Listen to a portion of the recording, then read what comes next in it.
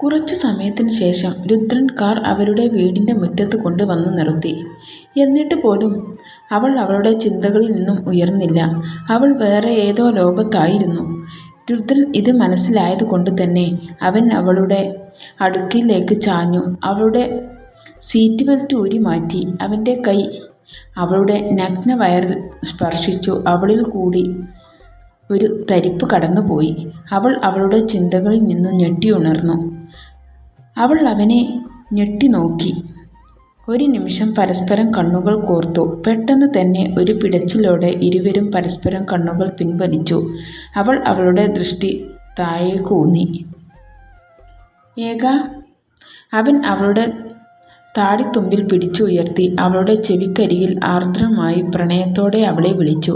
അവളുടെ ചെവിയിൽ തട്ടി അവൻ്റെ ചുടു നിശ്വാസം അവളെ വേറെ ലോകത്തെത്തിച്ചു. അവൾ കണ്ണുകൾ ഇറുകെ പൂട്ടി. അവൻ അവളിലേക്ക് മുഖം അടുപ്പിച്ച് അവൻ്റെ നാവ് കൊണ്ട് അവളുടെ ചുണ്ടുമേൽ ഒന്ന് തഴുകി. അവൾ സീറ്റിലേക്ക് കൈകൾ അമർത്തി പിടിച്ച് അവൻ്റെ കൈകൾ സീറ്റിലെ പുറകിലേക്ക് പോയി. സീറ്റ് അഡ്ജസ്റ്റ് ചെയ്തു സ്വിച്ചിൽ അമർന്നു. ആ സീറ്റ് പുറകിലേക്ക് ചാഞ്ഞു. അവളും പുറകിലേക്ക് വീണു. അവനും അവളുടെ പുറത്തേക്ക് അമർന്നു. അവൻ്റെ നാവുകൾ തൊണ്ടക്കുയിൽ പതിഞ്ഞു. ഒരു വേള ശ്വാസം എടുക്കാൻ പോലും മറന്നു അവൻ. തുരുന്ന സ്നേഹാലയനത്തിൽ മതിമറന്നു കിടന്നു. അവൻ്റെ ചുണ്ടുകൾ അതിൻ്റെ ഇണയെ തേടിച്ചെന്നു. അവൻ്റെ ശരീരം അവളിലേക്ക് അമരുന്നതിന് അനുസരിച്ച് അവളുടെ കൈകളും ആ സീറ്റിൽ അമർന്നു. അവൾ അപ്പോഴും കണ്ണുകൾ ഇറുകെ പൂട്ടി തന്നെ ഇരുന്നു. അവൻ്റെ ചുണ്ടുകൾ മാറിലേക്ക് ഒഴുകി ഇറങ്ങാൻ പോയതും അവളുടെ വാക്കുകൾ അവൻ്റെ ചെവിയിൽ മുഴകി കേട്ടു. താൻ ഇനി എന്തു പറഞ്ഞാലും ഞാൻ എൻ്റെ കണ്ണേട്ടൻ്റെ ആണ്. നിങ്ങൾ എൻ്റെ ഉള്ളിൽ ഒരു റാസ്കലിൻ്റെ സ്ഥാനം മാത്രമുള്ളൂ. അവൻ കണ്ണുകൾ ഇറുകെ പൂട്ടി. ആ വാക്കുകൾ ചെവിയിൽ മുഴുകി കേൾക്കും തോറും അവൻ സ്വയം നഷ്ടപ്പെടുന്നത് പോലെ തോന്നി. അവൻ അവൻ്റെ തലമുടിയിൽ കൈകൾ കോർത്ത് വലിച്ചു. അവൻ അവളെ തട്ടി വിളിച്ചു. ആദിക്യ, എണീക്ക്. അവൻ അവളുടെ കവിളിൽ തട്ടി വിളിച്ചു. അവൾ പതിയെ കണ്ണുകൾ തുറന്നു. അവൾക്ക് അവൻ്റെ മുഖത്ത് നോക്കാൻ ചമ്മൽ തോന്നി. അവൾ ആ ഡോർ തുറന്ന് വെളിയിലേക്ക് ഇറങ്ങി.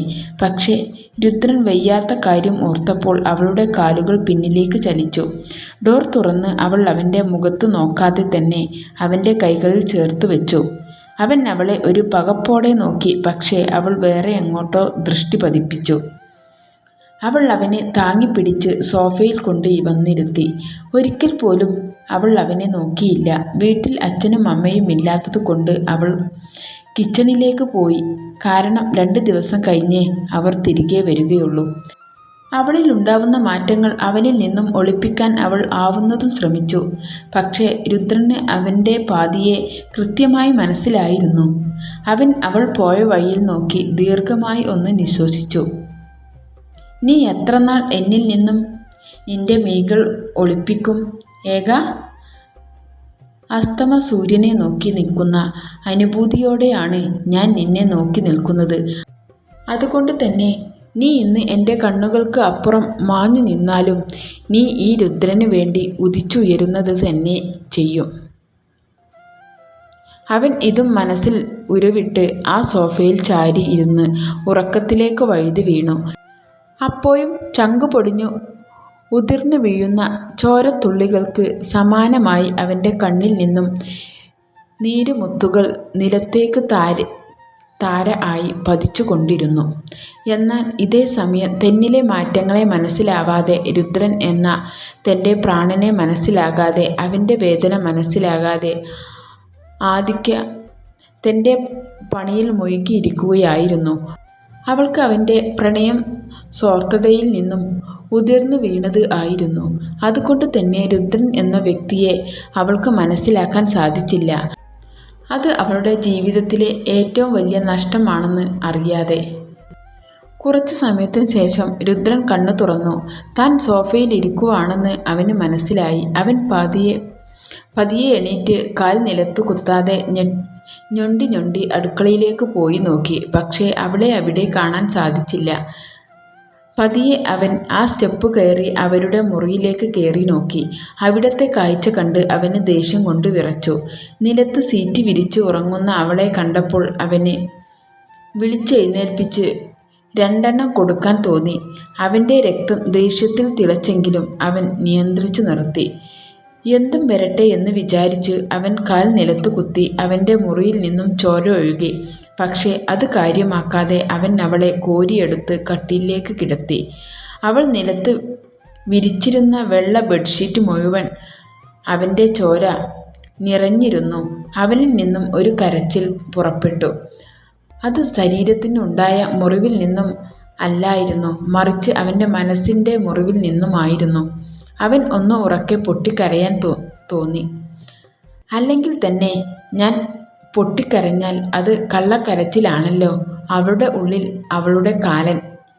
അവൻ സ്വയം ഓരോന്ന് പറഞ്ഞുകൊണ്ടിരുന്നു. അവൻ സ്വയം പുച്ഛം തോന്നി. അവനൊരു ജീവശവത്തെ പോലെ ഒന്ന് ചിരിച്ചു. അല്ലെങ്കിൽ തന്നെ അവളെ കുറ്റം പറഞ്ഞിട്ട് എന്താണ് കാര്യം? അവൾ ശരിയാണ്. കാരണം അവളുടെ മുന്നിൽ അവളുടെ പ്രാണനെ അവളിൽ നിന്നും അകറ്റിയ വെറും ഒരു സ്വാർത്ഥത ആണെന്ന് ഞാൻ. അവൻ്റെ ചങ്ക് കുത്തി കീറുന്ന വേദനയുണ്ടായിട്ടും അവൻ അവളെ ന്യായീകരിക്കാനാണ് ശ്രമിച്ചത്. കാരണം അവൻ അവളോടുള്ളത് ശരീരത്തോടുള്ള പ്രേമമോ കാമമോ ഒന്നുമല്ല, മറിച്ച് വാത്സല്യവും നിസ്വാർത്ഥതയുമായ പ്രണയവുമാണ്. ഇന്നത്തെ കാലത്ത് അവൻ്റെ പ്രണയം അത്ഭുതമാണ്. രുദ്രൻ തൻ്റെ ഏകയോട് ഉള്ള പ്രണയം, രുദ്രൻ്റെ മാത്രം ഏക. ചില പ്രണയങ്ങൾ അങ്ങനെയാണ്. ചിലർ നമ്മളെ ഒരുപാട് വേദനിപ്പിക്കും, പക്ഷേ അത് കാരണം ഒരിക്കലും അവരെ വിട്ടുകളയാൻ നമുക്കാവില്ല. ആ വേദനയും ഒരു ലഹരിയായി കണ്ടുകൊണ്ട് ആസ്വദിച്ച് പ്രണയിക്കണം. ഒരാളെ നിസ്വാർത്ഥമായി പ്രണയിക്കാൻ പറ്റുന്നത് ആണ് ഏറ്റവും വലിയ ജീവിത നേട്ടം. തിരികെ സ്നേഹം കിട്ടിയില്ലെന്നറിഞ്ഞിട്ടും പ്രണയിക്കണം. ആ വേദന ഒരു സുഖമുള്ള നോവാണ്. രുദ്രനെ പോലെ രുദ്രൻ മാത്രമുള്ളൂ. അവൻ അവളുടെ അടുക്കളയിലേക്ക് ഇരുന്നു. അവളുടെ മുടിയിഴകൾ പുറകിലേക്ക് മാടി ഒതുക്കി വെച്ചു. സുഖനിദ്രയിൽ കിടക്കുന്ന തൻ്റെ പ്രാണനെ കണ്ണിമക്കാതെ നോക്കി നിന്നു. അവൻ അവളോട് ഒരു അച്ഛൻ തൻ്റെ കുഞ്ഞിനോട് തോന്നുന്ന വാത്സല്യം തോന്നി. അവൻ അവളുടെ ഇഴകളിൽ തലോടി. അവൻ്റെ സാന്നിധ്യം അറിഞ്ഞ പോലെ അവൻ തലോടുന്ന കയ്യിൽ പിടിച്ച് അവളുടെ തലയുടെ അടിയിൽ വെച്ച് അവൻ്റെ മടിയിലൂടെ കെട്ടിപ്പിടിച്ചിരുന്നു. അവൻ അതിയായി സന്തോഷം തോന്നി. പക്ഷേ ഈ സമയം അത്രയും അവൻ്റെ കാലിൽ നിന്ന് ചോര ഒഴുകുകയായിരുന്നു. എൻ്റെ ഹൃദയമിടിപ്പിൻ്റെ താളം നിന്റെ ചൂടിനി ശ്വാസത്തിൻ്റെ പ്രണയിച്ചു പോയി ഏക. നിന്നിൽ നിന്നും ഒരു മടങ്ങിപ്പോക്ക് എനിക്കിനി സാധ്യമല്ല, നിനക്കും. എന്ന് എൻ്റെ ശ്വാസം ഈ ഭൂമിയിൽ ലയിച്ചു തീരുന്നോ അന്ന് നീയും എൻ്റെ ഒപ്പം വരാൻ ആഗ്രഹിക്കുന്ന പോലെ എനിക്ക് നിന്നെ പ്രണയിക്കണം. പ്രകൃതിയുടെ കുസൃതി എന്നോണം ഞാൻ നിനക്ക് വേണ്ടി ഒരു പൂമൊട്ടായി വീണ്ടും പുനർജീവിക്കുമ്പോൾ ഞാൻ എന്ന പൂമൊട്ട് തളിർക്കാനായി, എന്നിലും ജീവൻ്റെ സ്പന്ദനം നിലനിർത്താനായി എനിക്ക് വേണ്ടി ആകാശത്തിൽ പുതിയ ഒരു കാർമേഘമായി ജനിക്കണം നീ. എന്നിട്ട് എന്നെ നന്നാക്കാനായി ഒരു മഴ ആയ ഭൂമിയിൽ പതിക്കണം നീ. ആ മഴ ഏറ്റ് എനിക്ക് വിടരണം. ഐ റിയലി ലവ് യു ഏക. അവൻ പതിയെ പറഞ്ഞുകൊണ്ട് കുനിഞ്ഞ് അവളുടെ നെറ്റിയിൽ ചുണ്ടുകൾ ചേർത്തു. പക്ഷെ പെട്ടെന്ന് തന്നെ അവൻ്റെ കൈകൾ അവളുടെ നിന്ന് അയഞ്ഞു. അവൻ കബോർഡ് തുറന്ന് ഒരു ബിയർ ബോട്ടിൽ ബാൻഡേജും എടുത്ത് അവനിൽ നിന്നും ബാൽക്കണിയിലേക്ക് പോയി. ആ ബിയർ ബോട്ടിൽ മുറിവിലേക്ക് ഒഴിച്ചു. അവൻ വേദന കടിച്ചു പിടിച്ച് ആ ബാൻഡേജ് അതിലേക്ക് ഒട്ടിച്ചു. ബാക്കിയുള്ള ബിയർ അവൻ വായിലേക്ക് കമത്തി. അപ്പോഴും ബോധം മറയുമ്പോഴും അവൻ്റെ വായിൽ നിന്നും കണ്ണൻ എന്ന പേര് ഉരവിട്ടുകൊണ്ടിരുന്നു. അവൻ്റെ മനസ്സിൽ കുറച്ചു മുമ്പേ ഉറക്കത്തിൽ കിടന്ന് ആദു പറഞ്ഞ കാര്യങ്ങൾ ഓർത്തു. അവൻ കണ്ണുകൾ അടച്ചു. ഒരു ചിത്രം പോലെ ബെഡ്റൂമിൽ നടന്ന കാര്യങ്ങൾ അവൻ്റെ മുന്നിൽ തെളിഞ്ഞു വന്നു. അവൻ അവളുടെ തലയിൽ തലോടി. പെട്ടെന്ന് അവൾ അവൻ്റെ കയ്യിൽ പിടിച്ച് അവളുടെ തലയുടെ അടിയിലാക്കി മടിയിൽ കൂടി കെട്ടിപ്പിടിച്ചു. അവൻ അവൾക്ക് കുനിഞ്ഞു നെറ്റിയിൽ സ്നേഹമുദ്രകൾ ചാർത്തിയപ്പോൾ അവളുടെ വായിൽ നിന്നും ഉരവിട്ടത് കണ്ണൻ്റെ പേരാണ്. കണ്ണേട്ടാ, പോകല്ലേ, എന്നെ വിട്ടു പോവല്ലേ, ആ രുദ്രൻ എന്നെ ഉപദ്രവിക്കും, പ്ലീസ് കണ്ണേട്ടാ. ഞാൻ കണ്ണേട്ടനെ കെട്ടിപ്പിടിച്ച് കുറച്ചു സമയം കൂടി ഇരുന്നോട്ടെ, പ്ലീസ്. ഉറക്കത്തിൽ പോലും അവളുടെ വായിൽ നിന്നും ഉരുവിടുന്നത് കണ്ണൻ്റെ പേരാണ് എന്ന് അവൻ വേദനയോടെ ഓർത്തു. അവളുടെ ആ വാക്കുകൾ അവൻ്റെ മനസ്സിൽ അവസാനം പ്രതീക്ഷയും തച്ചുകടക്കാൻ പാകത്തിനുള്ളതായിരുന്നു. പക്ഷേ അവൻ അവളെ വിട്ടുകൊടുക്കില്ല എന്ന വാശിയിൽ ഉറച്ചു നിൽക്കുകയായിരുന്നു. അവൻ്റെ അവസ്ഥ മനസ്സിലാക്കി എന്നാണം മഴ ഭൂമിയിലേക്ക് പതിച്ചു. അവൻ സങ്കടം തീരുവോളം ആ മഴയിൽ ഉറക്ക അലറി വാവിട്ട് കരഞ്ഞു. അല്ലെങ്കിൽ തന്നെ ആൺകുട്ടികൾ കരഞ്ഞാൽ നാണക്കേടാണല്ലോ. പക്ഷേ കരയാൻ തോന്നിയാൽ കരയണം, അതാണ് വേണ്ടത്. രുദ്രൻ മനസ്സിലാക്കുകയായിരുന്നു. ഒരു ലഹരിക്കും അവൻ്റെ വേദന സമീപിക്കാൻ സാധിക്കുകയില്ല എന്ന്. അവൻ്റെ ഏക ഉടെ സ്നേഹത്തിന് മാത്രമേ പറ്റത്തുള്ളൂ എന്ന്. ആ രാത്രി രണ്ടുപേരും കലുഷിതമായ മനസ്സോടെ കടന്നുപോയി. പിറ്റേ ദിവസം രാവിലെ എണീറ്റപ്പോൾ ആദുവിന് ശരീരത്തിന് വല്ലാത്ത വേദന തോന്നി. അവൾക്ക് നടുവും കാലും കയയുന്നത് പോലെ തോന്നി. അവൾ ഒരു ഞെട്ടലോടെ മനസ്സിലാക്കി അവളെ എല്ലാ മാസവും തേടിയെത്താറുള്ള ചുവപ്പിൻ്റെ ദിനങ്ങൾ ഈ മാസവും അവളെ തേടിയെത്തിയെന്ന്. അവൾ എണീറ്റതും അവൾക്ക് തല കറങ്ങി. പക്ഷേ അവൾ നിലം പതിക്കുന്നതിന് മുമ്പേ 2 കരങ്ങൾ അവളെ താങ്ങി നിന്നു. രുദ്രൻ ബാൽക്കണിയിൽ നിന്നും അകത്തേക്ക് കയറി വരികയായിരുന്നു. അപ്പോഴാണ് ആദു താഴെ വീഴാൻ പോകുന്നത് രുദ്രൻ കണ്ടത്. രുദ്രൻ ഓടി വന്ന് അവളുടെ ഇടുപ്പിൽ കൂടി ചുറ്റി അവളെ താങ്ങി നിർത്തി. അവളുടെ മുടി ഇഴകൾ റൂമിലെ AC-യുടെ കാറ്റിൽ വെളുപ്പിനും ബാൽക്കണി ഡോറിൽ നിന്നും അടിക്കുന്ന കാറ്റിലും പാറിപ്പറന്നുകൊണ്ടിരുന്നു. അവളുടെ ആ പറക്കുന്ന കുഞ്ഞു മുടികൾ ഇഴകളിലേക്ക് അവൻ കൗതുകപൂർവ്വം നോക്കി നിന്നു. അവൻ ആ കാർക്കൂന്തൽ ചെവിയുടെ പുറകിലേക്ക് ഒതുക്കി വെച്ച് അവൻ്റെ കണ്ണുകളിൽ കുടുങ്ങിക്കിടക്കുകയായിരുന്നു. അവളുടെ മുഖത്തേക്ക് മുഖം അടുപ്പിക്കാൻ പോയതും തലേ രാത്രിയിൽ വേദനിപ്പിക്കുന്ന ഓർമ്മകൾ അവനിലേക്ക് കടന്നു വന്നതും അവൻ ദേഷ്യത്തിൻ്റെ മുഖം മൂടി അണിഞ്ഞു. അവൻ അവളെ നേരെ നിർത്തി. കാരണം അവൻ അവളെ വേദനിപ്പിക്കുന്നത് ഇഷ്ടമല്ലായിരുന്നു. സൂക്ഷിച്ചും കണ്ടുമൊക്കെ നടക്കാൻ അറിഞ്ഞൂടെ? എവിടെയെങ്കിലും ചെന്ന് വീണാൽ ഞാൻ പൊക്കാൻ വരില്ല. പക്ഷേ അവൾക്ക് മറുപടി പറയാൻ സാധിച്ചില്ല. അവൾ തളർച്ച മൂലം അവൻ്റെ നെഞ്ചിലേക്ക് പറ്റിച്ചേർന്ന് നിന്നു. അവൻ പേടിയായി തോന്നിയിരുന്നു. അത് അവൻ്റെ സ്വരത്തിൽ നിന്ന് സ്പഷ്ടം ആയിരുന്നു. അവൻ ആകുലതയോടെ അവളെ വിളിച്ചു. ഏകാ, മോളെ, എന്തു പറ്റി? രുദ്രേട്ടാ, എനിക്ക് വയ്യ, വയറുവേദനയാണ്. അവൾ വയറ് പൊത്തിപ്പിടിച്ച് പറഞ്ഞു. അവൻ കാര്യങ്ങൾ മനസ്സിലായിരുന്നു. അവൻ അവളെ ബാത്റൂമിലാക്കി ഫ്രഷ് ആവാൻ പറഞ്ഞു വിട്ട് കിച്ചണിൽ പോയി കയ്യിൽ ഡാർക്ക് ചോക്ലേറ്റ് ഹേർഡ് ബാഗുമായി തിരിച്ചു വന്നു. അവൻ അവളെ താങ്ങി ബെഡിലിരുത്തി ചോക്ലേറ്റ് കൊടുത്തു. വിസ്പർ കളഞ്ഞതിനു ശേഷം അവളുടെ വയറിന് ഭാഗത്ത് ടോപ്പ് മാറ്റി ഹോട്ട് ബാഗ് വെച്ച് കൊടുത്തോണ്ട് ഇരുന്നു. കൂടാതെ അവൻ്റെ കൈയുടെ ഇളം ചൂട് അവൾക്ക് ആശ്വാസമേകി. അവൻ അവൾക്ക് ഫുഡ് വാരിക്കൊടുത്തു. അവൾ അത് കഴിച്ച് അവനിലൂടെ അവൾ ഒരു സഹോദരനെയും അച്ഛനെയും കാമുകനെയും ഒക്കെ മനസ്സിലാക്കുകയായിരുന്നു. ശേഷം വായു കേൾപ്പിച്ചു വന്ന് അവളുടെ കാൽ തിരുമ്മിക്കൊടുത്തു. അവൾക്ക് ആദ്യമേ ഒരു മടിയുണ്ടായിരുന്നെങ്കിലും പിന്നെ അവൾ അവൻ്റെ കണ്ണുരുട്ടിൽ അടങ്ങിക്കിടന്നു. അവൾ അവൻ്റെ വാത്സല്യം അനുഭവിക്കുക ആയിരുന്നു, ആസ്വദിക്കുകയുമായിരുന്നു. അവൻ ചെയ്യുന്ന പ്രവൃത്തി കണ്ണിമയ്ക്കാതെ നോക്കി നിന്നു. ഈ കാലം അപ്പോൾ സ്നേഹിക്കാനും അറിയാം അല്ലേ? എന്തുവാടി നോക്കുന്നേ ഉണ്ടക്കണ്ണി? താൻ പോടോ. അവൾ വയ്യാത്തത് കാരണം അവൻ മൗനം പാലിച്ചു. അവളുടെ മൂഡ് സ്വിംഗ് അവന് മനസ്സിലായിരുന്നു. പതിയെ അവൾ ഉറക്കത്തിലേക്ക് വഴുതി വീണു. പക്ഷേ അപ്പോഴും അവൻ അവൾക്ക് തിരുമ്മി കൊടുത്തുകൊണ്ടിരുന്നു. എനിക്കറിയില്ല ഏക, എന്താണ് എന്നെ നിന്നിലേക്ക് വലിച്ച് അടുപ്പിക്കുന്നത് എന്ന്. ഞാൻ എൻ്റെ ആഗ്രഹത്തിന് വേണ്ടി നിന്നിൽ നിന്നും അകലാൻ ശ്രമിക്കുന്നത് അനുസരിച്ച് ഒരു കുന്തം പോലും ഞാൻ നിന്നിലേക്ക് അടുത്തുകൊണ്ടിരിക്കുകയാണ്. നിന്നിൽ നിന്നും ഒരു മടങ്ങിപ്പോക്ക് എനിക്ക് ഇല്ലടി, പറ്റില്ലടി. എന്നെക്കൊണ്ട് ഇല്ലാതെ രുദ്രനില്ല. എനിക്കറിയില്ല നീ എങ്ങനെയാ എൻ്റെ ഭ്രാന്തായി മാറിയതെന്ന്. ഭ്രാന്ത് എന്ന് പറഞ്ഞാൽ ചുരുങ്ങിപ്പോകും. അതിനപ്പുറമാണ് നീ എനിക്ക്.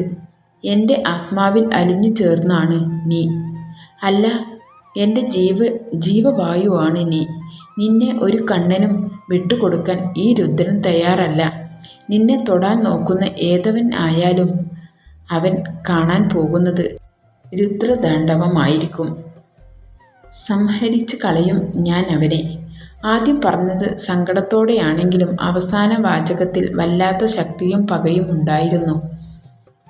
അവൻ കണ്ണിൽ നിന്നും ഒരു തുള്ളി കണ്ണുനീർ അവളുടെ പാദത്തിലേക്ക് പതിച്ചു. ഉറക്കത്തിനിടയിൽ അവൾ കാലിലൊന്ന് ചലിപ്പിച്ചു. അത് കണ്ടതും അവൻ വീണ്ടും അവളുടെ കാലിൽ തിരുമ്മിക്കൊടുക്കാൻ തുടങ്ങിയിരുന്നു. അവൻ അവൾക്ക് ആ പകൽ മുഴുവൻ കൂട്ടിരുന്നു. ആദു ഒരു ഉച്ച സമയത്തോടെയാണ് എഴുന്നേറ്റത്. ആദുവിന് എഴുന്നേറ്റപ്പോൾ കാലിൽ വല്ലാത്ത ഭാരം തോന്നി. അവൾ കാലിൻ്റെ ഭാഗത്തേക്ക് നോക്കിയപ്പോൾ കണ്ടു അവളുടെ കാലിൽ കെട്ടിപ്പിടിച്ച് തല ചായ്ച്ച് തറയിൽ ഇരുന്ന് ഉറങ്ങുന്ന രുദ്രനെ. അവൾക്ക് ആ മുഖത്തേക്ക് നോക്കിയപ്പോൾ വല്ലാത്ത വാത്സല്യം തോന്നി. അവളുടെ മനസ്സിൽ ഒരു വേലിയേറ്റം തന്നെ നടന്നു. കണ്ണനും രുദ്രനും തമ്മിൽ അവസാനം അവൾ ഒരു ഞെട്ടലോടെ തിരിച്ചു അറിഞ്ഞു. എല്ലാത്തിനും ഒരു പിടി മുകളിൽ രുദ്രനാണെന്ന്. കാരണം കണ്ണൻ ഇങ്ങനെയുള്ള സമയങ്ങളിൽ അവളെ അകറ്റി നിർത്താറാണ് പതിവ്. അശുദ്ധിയാണ് എന്ന് പറഞ്ഞ്. പക്ഷേ രുദ്രൻ അവളെ കെയർ ചെയ്ത് ഓർത്തപ്പോൾ അവളുടെ ചുണ്ടിൽ ഒരു പുഞ്ചിരി വിരിഞ്ഞു. അതിനേക്കാൾ ഉപരി അവളുടെ താലിയുടെയും സിന്ദൂരത്തിൻ്റെയും അവകാശിയെ അവൻ എങ്ങനെയുള്ളവൻ ആയാലും സ്നേഹിക്കണം എന്നുള്ള ചിന്തകൾ അവളുടെ മനസ്സിൽ കടന്നു വന്നു. അവൾ ഒരു ദൃഢനിശ്ചയം എടുക്കുകയായിരുന്നു അവനെ സ്നേഹിച്ചു തുടങ്ങണമെന്ന്. അതോ ഡോ കാല, നിങ്ങളെ ഞാൻ സ്നേഹിക്കാൻ തീരുമാനിച്ചു. പക്ഷേ ഉടനെ പറഞ്ഞാൽ നിങ്ങളുടെ ഒടുക്കത്തെ ജാട കാണേണ്ടി വരും. പിന്നെ എനിക്ക് സത്യങ്ങളെല്ലാം അറിയണം. കല്യാണ പന്തലിൽ കണ്ണേട്ടൻ്റെ സ്ഥാനത്ത് അച്ഛൻ്റെ കൂട്ടുകാരൻ്റെ മകനായ താൻ എങ്ങനെ വന്നു എന്ന്, എന്താണ് അതിൻ്റെ പിന്നിൽ നടന്നതെന്ന് എല്ലാം എനിക്ക് അറിയണം. പക്ഷേ ഇപ്പോഴല്ല, ഞാൻ എൻ്റെ പ്രണയം പറഞ്ഞതിന് ശേഷം. കേട്ടോടാ റാസ്കൽ, കള്ളക്കലിപ്പൻ കെട്ടിയോനെ. അവൾ കുനിഞ്ഞ് അവളുടെ കാലിൽ കിടന്ന് ഉറങ്ങുന്ന അവൻ്റെ മുടിയിൽ പതിയെ തലോടി.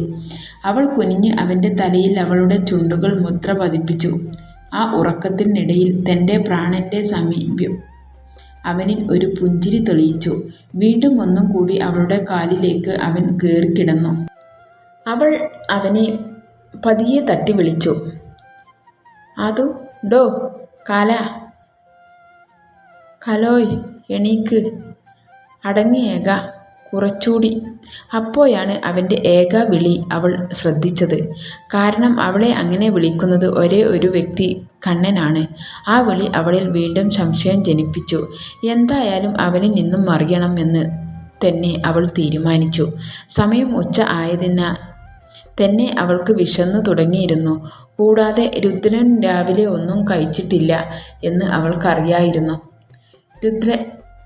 ഏട്ടാ എണീറ്റേ, ദേ എനിക്ക് വിശക്കുന്നു. എന്നിട്ട് നോ കുലുക്കം.